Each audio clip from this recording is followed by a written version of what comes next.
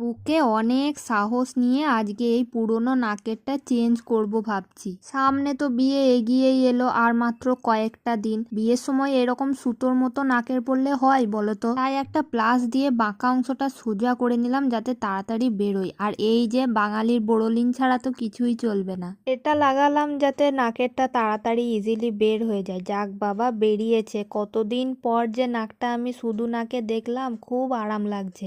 আর এই যে আমার দুটো সোনার গয়না, এইটা একটা আর এইটা একটা, এইটা আমার বেশি ভালো লাগছে। কিন্তু জানি না এটা আমি ঢোকাতে পারবো কিনা, নাকটা তো এখনো কাঁচা হয়ে আছে। দেখা যাক, চেষ্টা করে ঘুরিয়ে ঘুরিয়ে, বুঝলে তো, অনেক চেষ্টা করলাম। একটুখানি ঢুকেওছে, এবার কিন্তু পুরোটা ঢোকাতে হবে। জানি না কি হবে, খুব আনন্দ হচ্ছিল আমার তখন। কিন্তু না, জানো তো, শেষ পর্যন্ত এটাকে আমি ঠিকঠাকভাবে আনতে পারি। তারপর মাও চেষ্টা করলো, কিন্তু কিছুতেই হলো না। আমি পুরো হাঁপিয়ে গেলাম, বাধ্য হয়ে শেষে এটাই পড়তে হলো।